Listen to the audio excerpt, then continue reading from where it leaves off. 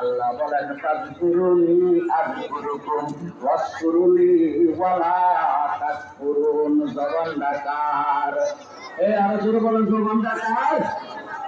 আল্লাহ বলেন ও আমার নোয়াখালীর চারটাকাল গ্রামের ভাই, এই গভীর মনোযোগ,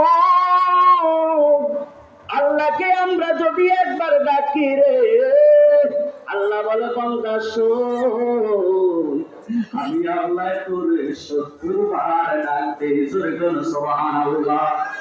হে আমার নোয়াখালী গ্রামের ভাই, আল্লাহরে হিন্দুরাও ডাকে, ডাকেনিও, কথা বলেন না, ডাকেনি।